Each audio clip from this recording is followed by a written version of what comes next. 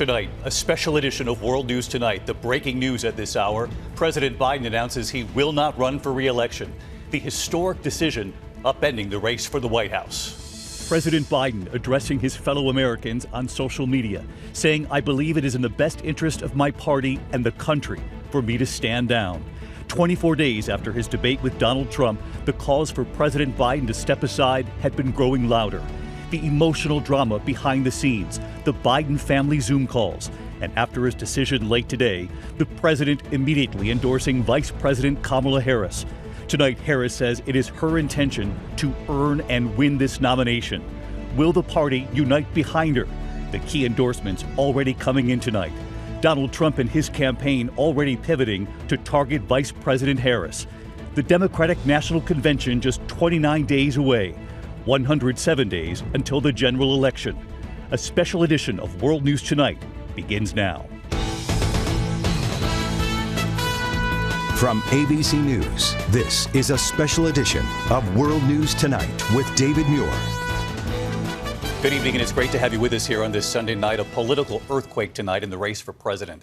We begin here with President Biden's historic announcement to drop out of the race. The president writing a letter to my fellow Americans this Sunday and posting it on social media, saying, "Although it has been the greatest honor of my life to serve as your president, it is in the best interest of my party and the country for me to stand down." It comes, of course, weeks after that difficult debate with Donald Trump, sparking concerns about his mental sharpness and his age. The calls for him to step aside continued to grow, but he insisted he would stay in the race. Then, after testing positive for COVID, he returned to his home in Delaware from the campaign trail, where his family held multiple Zoom calls, supporting him in whatever he decided would be best for the country. President Biden late today quickly endorsing Vice President Kamala Harris to be the party's nominee. Tonight, Harris vowing to run and win to earn this nomination. With just over a month now to the Democratic Convention, a number of questions remain tonight. Will the party unite behind the vice president? And if so, who would be her choice for a running mate? ABC's chief White House correspondent Barry Bruce leading us off. Tonight, 24 days after his disastrous performance on the debate stage and under relentless pressure from leaders in his own party, President Joe Biden making his historic announcement, abandoning his bid for a second term. In a letter addressed to my fellow Americans, the president writing, "It has been the greatest honor of my life to serve as your president. And while it has been my intention to seek re-election, I believe it is in the best interests of my party and the country for me to stand down and to focus solely on fulfilling my duties as president for the remainder of my term." The president adding, "I will speak to the nation later this week in more detail about my decision." Then, minutes later, as the news was still setting in, the president endorsing Vice President Kamala Harris to take his place atop the Democratic ticket, calling picking her as his number 2 the best decision I ever made. Posting on social media, "Today I want to offer my full support and endorsement for Kamala to be the nominee of our party this year. Democrats, it's time to come together and beat Trump. Let's do this."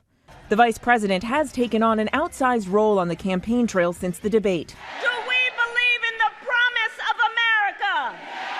And are we ready to fight for it? Tonight, in a statement, Harris saying, with this selfless and patriotic act, President Biden is doing what he has done throughout his life of service, putting the American people and our country above everything else. Saying, "I am honored to have the president's endorsement, and my intention is to earn and win this nomination. We have 107 days until Election Day. Together, we will fight, and together, we will win." It took Biden more than 3 weeks to get to this point. In the days after the debate, he was defiant. "I am running and going to win again. I am all in. My word, I am all in." In an interview with George Stephanopoulos, the president insisted nothing short of an act of God would get him out of the race. And if Chuck Schumer and Hakeem Jeffries and Nancy Pelosi come down and say, "We're worried that if you stay in the race, we're going to lose the House and the Senate," how will you respond? I go into detail with them. I've spoken to all of them in detail, including Jim Clyburn. Every one of them. They all said I should stay in the race. Stay in the race. None of the people said I should leave. But if they do? Well, it's like, they're not going to do that. You sure? Well, yeah, I'm sure. Look, I mean, If the Lord Almighty came down and said, Joe, get out of the race, I get out of the race, the Lord Almighty's not coming down. But the pressure only grew. Actor and Democratic mega donor George Clooney, who had seen Biden just days before the debate, penning an op-ed in the New York Times urging the president to drop out. Writing, "It's devastating to say it, but the Joe Biden I was with 3 weeks ago at the fundraiser was not the Joe Biden of 2010. He wasn't even the Joe Biden of 2020. He was the same man we all witnessed at the debate." Senate Majority Leader Chuck Schumer and House Minority Leader Hakeem Jeffries told Biden to his face they were concerned he would lose the election and take Democrats down with him in November. Former House Speaker Nancy Pelosi did that and more. Though Biden made it clear he was firmly in the race, Pelosi going on TV, calling it still an open question. It's up to the president to decide if he is going to run. We're all encouraging him to make that decision because time is running short. The floodgates had opened. Ultimately, 40 Democrats in Congress called on Biden to drop out of the race, urging him to do it for the party, for his legacy, for the country he loves so much. Biden fighting on, refusing to give in. But in recent days, sources telling us he was willing to listen to arguments from the other side. And then that new blow, Biden testing positive for COVID, heading home to Delaware to recuperate. And it was there, isolating the First Lady at his side, that sources tell us last night the president finally began to come to his decision. Today, he started making calls to his vice president and his closest aides. At 1:45, telling his senior advisors gathered for a call. And just 1 minute later, Biden releasing his letter to the world.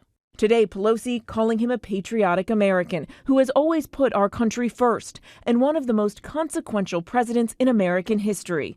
Pelosi sending love and gratitude to President Biden for always believing in the promise of America and giving people the opportunity to reach their fulfillment. Those words echoed tonight by former President Barack Obama, who called Biden one of America's most consequential presidents, as well as a dear friend and partner to me, and a patriot of the highest order.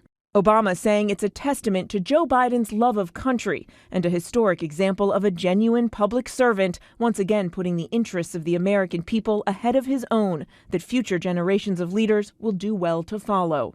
No mention, though, from Obama on whether Vice President Harris should now become the Democratic nominee. Two people who are getting behind Harris, Bill and Hillary Clinton. In a statement, the former president and Secretary of State calling Biden the country's North Star, saying we are honored to join the president in endorsing Vice President Harris and will do whatever we can to support her. This has been an extraordinary Sunday in this race for president. Mary Bruce live at the White House tonight. Mary, we know President Biden says he will now address the nation later this week and more fully explain this decision to drop out of the race. David, the president will come before cameras in the coming days and explain for himself this remarkable decision. Tonight, though, he remains in isolation. We do know he's been working the phones, reaching out to the top Democrats in Congress, Chuck Schumer and Hakeem Jeffries. And David, tonight, the president is also thanking the American people for the, quote, faith and trust they have placed in him. David. When he addresses the nation, of course, we will carry that live. Mary Bruce, you'll be right there with me. Thank you, Mary. The president speaking with Vice President Kamala Harris multiple times today. Harris, who has stood by the president in these past few difficult weeks on the campaign trail, defending him. Tonight, she's raising campaign funds after the announcement. So let's bring in our senior White House correspondent, Selina Wang. She's traveling with the president. She's in Delaware tonight. Selina, the vice president, already trying to rally support among Democrats. I know she's been working the phones already. Exactly, David. We've been learning that in just the last few hours, Vice President Harris, she's already been shoring up support, working the phones, making calls to members of Congress, party leaders and governors. Now, Harris, she's already been a leading voice in some of the issues that are critical to this election, including immigration and abortion. And if she becomes the nominee, this would be historic. She would be the first Black woman and the first Asian American. And Harris has already been in critical meetings with Biden throughout her vice presidency, and she is expected to meet with Israel's Prime Minister Netanyahu this week. And Harris, as you say, David, she is already fundraising off of this announcement, saying she will do everything in her power to unite the Democratic Party and defeat Donald Trump. So clearly, she's already hitting the ground running. David? Selina Wang with us tonight as well. Selina, thank you. Tonight, many Democratic leaders say Biden's decision will energize the party moving forward. Will Kamala Harris, though, prevail in this nomination process, or will she be challenged? And if she does get the nomination, with the president now fully behind her, who will be her choice for running mate? Here's our chief Washington correspondent, Jon Karl, tonight. She doesn't have a single pledged delegate yet, but Vice President Kamala Harris is quickly emerging as the presumptive Democratic nominee. Even before Harris made it official that she would be running to replace Biden at the top of the ticket, she had locked up key endorsements, starting with Biden himself and former President Bill Clinton and Hillary Clinton. Members of Congress quickly endorsing too. It's in the interest of continuity, stability, and unity for the Democratic Party to clearly coalesce around Vice President Kamala Harris as the Democratic nominee. Including key figures in the House, the political arm of the Congressional Black Caucus, and Jim Clyburn, widely seen as the most important endorsement Biden himself received 4 years ago. And more than a dozen senators, some of the party's top donors too, many of them who had cut off support for Biden, have quickly come out to endorse Harris. But again, Kamala Harris doesn't have a single pledged delegate yet. Shortly after Biden bowed out, DNC Chairman Jamie Harrison declared that the party's process for picking his successor, quote, will be governed by established rules and procedures. It's unclear if there will be any major challenge to Harris, but attention is already turning to who she could choose as a running mate. Some of them potential contenders, including Josh Shapiro, the governor of Pennsylvania, Roy Cooper, governor of North Carolina, Phil Murphy, governor of New Jersey, Andy Beshear, governor of Kentucky, governor of Maryland, Wes Moore, governor of Illinois, J.B. Pritzker, and Arizona Senator Mark Kelly. Also potentially on the list, Gretchen Whitmer from the battleground state of Michigan, who told George just days ago, I think Michigan is always going to be a state that you can't take your eye off of. People in Michigan are good, hardworking people. We expect our leaders to be as good, if not better, and work just as hard, if not harder. And it's always going to be a close race. The running mate watch now officially begins, even if she doesn't have the nomination secured as of yet. Jon Karl with us live tonight as well. And John, we should note that former President Obama and former House Speaker Nancy Pelosi have yet to endorse, if at all, here, but they perhaps want this to play out a little more. And Kamala Harris signals she wants to win. She wants to earn this nomination. Yeah, and I think that's what you're seeing with both Pelosi and Obama, like the two most prominent elder statesmen in the party, saying they want the process to play out. I think everybody expects, unless something really unexpected happens, this is Kamala Harris's. I also want to mention, David, a very emotional and heartfelt statement that we got in from Hunter Biden, from the president's son. Just want to read you a couple of lines from this. He said, "For my entire life, I've looked at my dad in awe. How could he suffer so much heartache and yet give of so much of whatever remained of his heart to others? I'm so lucky every night to get to say to him, I love you, and to thank him. I ask all Americans to join me tonight in doing the same. Thank you, Mr. President. I love you, Dad." That from Hunter Biden tonight. Yeah, no matter where you are on the political spectrum, you have to keep in mind there's a family going through this after decades of public service. Jon Karl with us tonight. John, thank you. The Trump campaign, meanwhile, tonight already responding to President Biden's decision to step aside here. The campaign preparing for Vice President Harris to become the Democratic nominee, already releasing a campaign ad attacking Harris's record. Here again, Rachel Scott tonight. Donald Trump's response to Joe Biden's historic decision to bow out of the race tonight: attack, attack, attack. Trump, who just days ago pledged to unify the country, blasting Biden as the worst president by far in the history of our nation, adding whoever the left puts up now will just be more of the same. It was just over a week ago, after the attempt on Trump's life, that Trump and Biden shared what both men described as a good, respectful chat, Biden calling his rival. I spoke with him last night. I'm grateful. He's doing well, and Jill and I keep him and his family in our prayers. Tonight, Trump declaring Biden was not fit to run for president and is certainly not fit to serve. And now some of the nation's top Republicans following Trump's lead, calling on Biden to resign from office. House Speaker Mike Johnson saying if Joe Biden is not fit to run for president, he is not fit to serve as president. He must resign the office immediately. The Trump campaign now having to shift course, though they've been preparing for weeks. Trump polling the crowd in Michigan yesterday. So who would you like to most run against if you're us, if we want to win? Ready? Kamala Harris. Crooked Joe Biden. All right. I don't think we have to go too much further.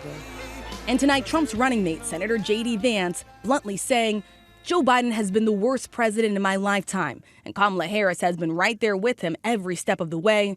She owns all of these failures. Rachel Scott with me here in New York at the desk. Rachel brought you the breaking news this afternoon. We really appreciate it, Rachel. In the meantime, back to this campaign tonight. Donald Trump was hoping, many believe, that Joe Biden would be the nominee straight through November. He now has potentially someone else that he now has to target in Kamala Harris, obviously, if she officially gets the nomination. How does this look moving forward? Yeah, this was a curveball that the Trump campaign saw coming, but not one that they really wanted, David. They thought that they were best positioned against President Biden, given all these questions about his age, even that debate performance that he had. So if Vice President Kamala Harris is the Democratic nominee, and if that debate does go forward in September, former President Donald Trump will be facing off against a former prosecutor, David. A former prosecutor who would take that debate stage, but already tonight some questions about whether Donald Trump is willing to get on a debate stage with Kamala Harris. So that's a storyline to watch as well. Rachel, thank you. Let's bring in our political director and Washington Bureau Chief Rick Klein with us again tonight. And Rick, this was shaping up already to be a history-making convention even before the president dropped out. And we should point out, as we have along the way here, that she doesn't automatically get the nomination now just because the president has endorsed her. So how does this play out? David, there is no script for what happens next, and Democrats are working feverishly behind the scenes tonight to try to lock things down for Kamala Harris, to make sure that things go as smoothly as possible. At this hour, no other major Democrat has announced a candidacy or even rumblings of a candidacy, so it looks like things could be pretty smooth for her. But if that changes, or if something changes in the next couple of weeks, we could be looking at a truly open convention where the 4,700 or so delegates are actually able to do whatever they want. They're the only audience that matters. And Rick, you and I have so often talked about the polling. We know the recent polling has showed the President Biden and Donald Trump in a very tight race nationally, within 1 or 2 points of each other. Donald Trump in recent days growing that lead. But in particular, what Democrats were most concerned about was the polling in the battlegrounds. Is there any indication that Kamala Harris is in a better position in the key battlegrounds to take on Donald Trump? Yeah, David, it is still going to be a close race no matter what, but there have been some polls that suggest that Harris does a little bit better in places like a Pennsylvania, like a Michigan, some of the key battlegrounds that are so important. Nationally, the two are basically locked in a dead heat, but that's a little bit better than Biden's been doing. And our poll out today with Ipsos, David, had Kamala Harris's approval rating a little bit higher than Joe Biden, but both of them are behind Donald Trump, who is at a high point coming out of his convention, out of that assassination attempt last week. He appears to have gotten a major bump, David. Yeah, if she becomes the official nominee, a stiff challenge ahead for the vice president. Rick Klein with us tonight as well. Rick, thank you. Let's get to our chief global affairs correspondent, Martha Raddatz. Martha, I'm curious what your sources are telling you tonight about President Biden's mindset here and this evolution that we learned about over the weekend. David, it was very closely held this weekend, but a senior administration official told me the president still does not believe he is mentally diminished, but felt he simply did not have the energy to campaign with vigor.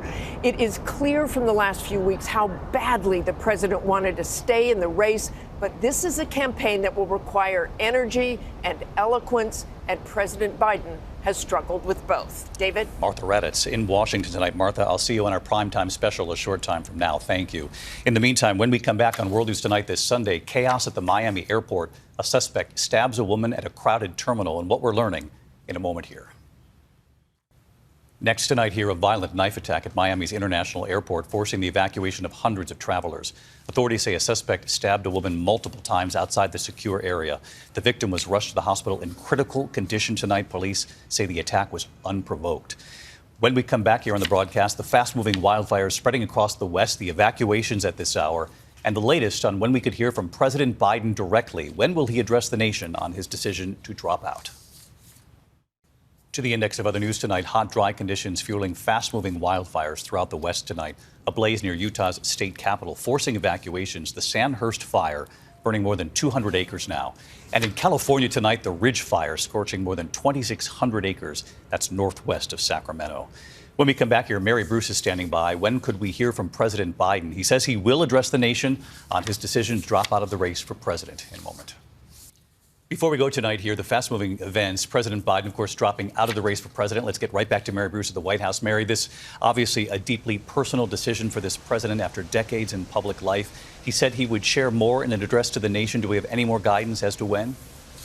David, the president remains in isolation. No word yet on when he will come before cameras and explain to the American people this remarkable decision, a decision we know he made in just the last 24 hours, and no doubt was the most difficult decision he's ever made. David. So likely in the coming days, we will carry it live. Mary Bruce at the White House all afternoon. Mary, thank you. Our primetime special coverage of this fast-moving story moments from now, 7 p.m. Eastern, right here on ABC. The entire team standing by with new reporting in a moment. Good night. Thank you for making World News Tonight with David Muir America's most watched newscast.